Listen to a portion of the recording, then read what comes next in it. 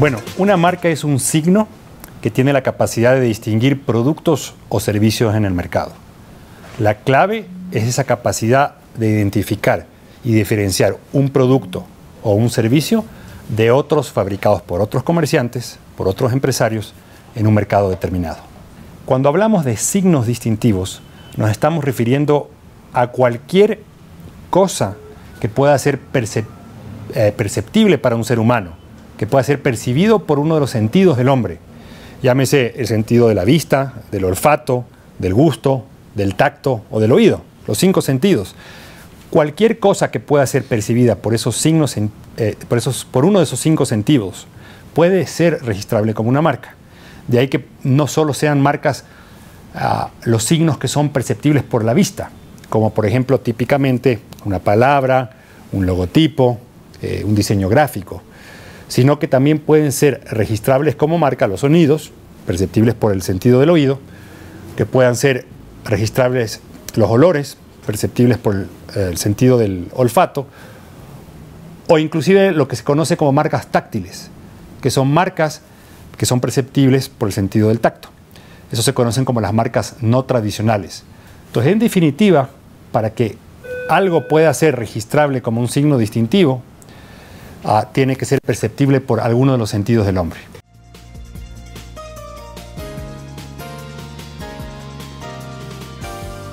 La adquisición del derecho varía en realidad de país a país. En el caso específico del Ecuador, las marcas se adquieren mediante su registro, por regla general.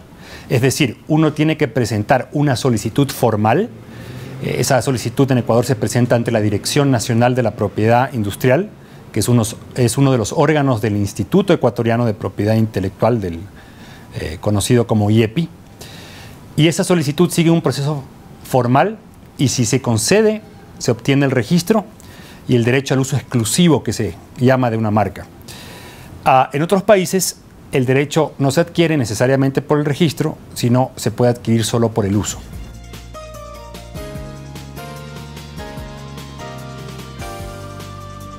Diría que hay 2 límites grandes o los más relevantes cuando uno adquiere un derecho de marcas. El primero es el que se conoce técnicamente como el principio de territorialidad. Eso lo que quiere decir es que un registro concedido en un país tiene validez única y exclusivamente en ese país. Si se trata de registros de regiones en donde existen registros comunitarios, como en el caso de la Comunidad Económica Europea, el registro tiene una validez solo para ese ámbito territorial. ¿Qué quiere decir esto en la práctica? Que un registro concedido, por ejemplo, o obtenido solo para la República del Ecuador, es un registro que no tiene ninguna validez, por ejemplo, para la República de Chile. Esa es una primera limitación importante. Una segunda limitación de relevancia se conoce técnicamente como el principio de especialidad. Y eso lo que quiere decir es que una marca protege única y exclusivamente los productos o servicios para los cuales se obtuvo el registro. Por darle un ejemplo, si usted obtuvo o un empresario obtuvo un registro para proteger productos alimenticios, específicamente hablemos de mantequilla, ese registro no sirve para oponerse en principio al uso de un tercero de esa misma marca, por ejemplo, para vender calzado. Y digo en principio porque tanto para el principio de la territorialidad como para el principio de la especialidad hay una excepción que es el de las marcas notorias o las marcas de alto renombre. Cuando las marcas llegan a tener un prestigio tal y un grado de reconocimiento tal en los mercados, una marca, por más que no esté registrada en un país o por más que no cubra ciertos productos, de todas maneras puede llegar a ser oponible a terceros.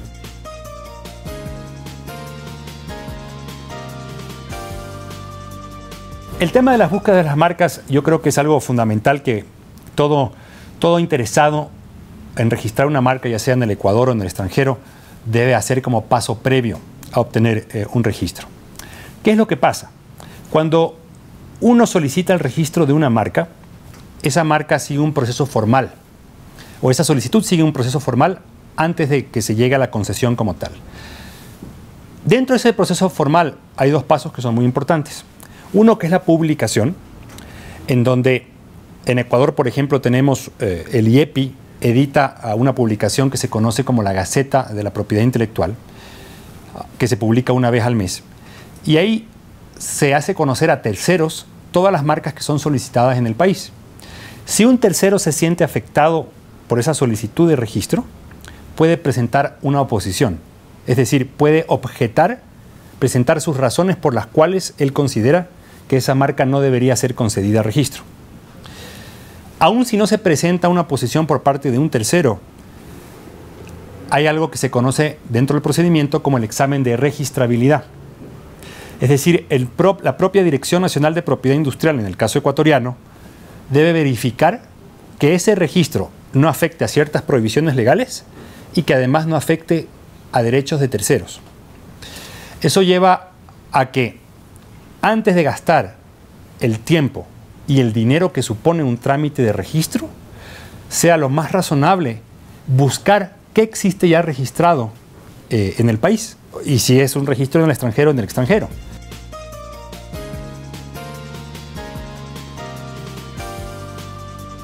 Lo que protege uno justamente es lo que conforma la marca. Y la marca puede estar conformada por varias cosas. Puede ser un nombre, es decir, una denominación. Puede ser un logotipo. Puede ser una combinación de colores, por ejemplo. Puede ser la forma de un producto, como hablamos hace un momento. Puede ser la textura de un producto o el logotipo de un servicio. Y lo que el derecho otorga al titular es lo que lo que otorga al titular es lo que se conoce técnicamente como el derecho al uso exclusivo. Es decir, un registro de marca lo que permite a su titular, finalmente, es excluir a terceros del uso de otros signos que sean idénticos o similares hasta el grado de poder producir confusión.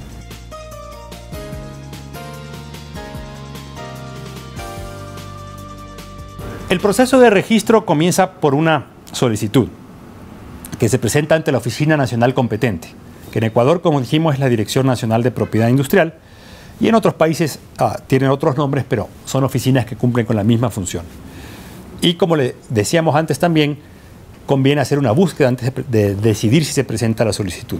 Una vez presentada la solicitud, en la mayoría de países del mundo, se procede a la publicación. Una publicación que puede darse algunos meses después de la solicitud. Generalmente, cuando la marca se publica, hay un plazo dentro del cual terceros pueden oponerse a esa solicitud. En el caso del Ecuador son 30 días laborables.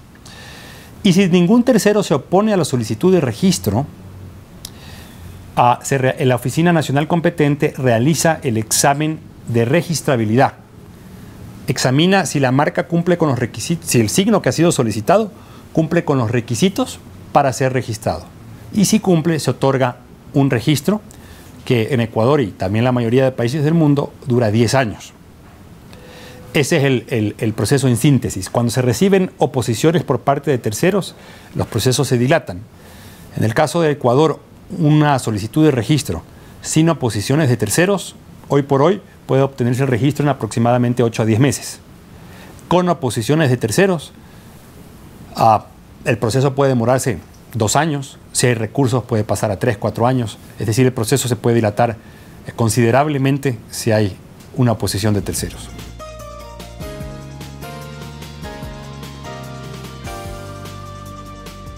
El mantenimiento de las marcas es relativamente sencillo. Lo más elemental que uno tiene que hacer con una marca es usarla. Y eso tiene una relevancia importante porque en varios países, inclusive el Ecuador, una marca que no esté en uso en 3 años puede ser cancelada por un tercero interesado. Entonces, si un empresario, por ejemplo, registra en el Ecuador una marca, no la usa en 3 años consecutivos, sin un motivo justificado de los que permite la ley, esa marca podría ser adquirida por un tercero a través de un proceso que se conoce como la acción de cancelación por falta de uso. Y cuando una marca recibe una acción de cancelación por falta de uso, la carga de la prueba recae en el titular de la marca. Es decir, el titular de la marca tiene que demostrar si la usó, que la usó, durante al menos los 3 años consecutivos a los cuales inició la acción, o debe demostrar por qué no la pudo usar y que eso es una causa justificada de acuerdo a la ley. Eso sucede en varios países del mundo. Y la marca además debe ser usada en principio tal como se registró o de una manera sustancialmente igual. Y esto también es importante porque hay veces que las personas registran una marca, pasan los años y la cambian. Por ejemplo, si es un logotipo, lo modernizan al logotipo, le cambian los colores. Entonces, cuando se hacen ese tipo de cambios es necesario obtener un nuevo registro, porque el registro antiguo, que ya no refleja el uso actual que se le da a la marca, puede llegar a ser cancelado por falta de uso. Eso es lo primero. Lo segundo es controlar la vigencia de las marcas. Llama la atención a veces que empresas de primera línea registran sus marcas y se olvidan. Y como las marcas tienen duración de 10 años y tienen que ser renovadas a instancia de parte, no es que se renuevan de oficio, es importante que el interesado esté pendiente y sepa cuándo va a vencer la marca para solicitar su renovación oportunamente.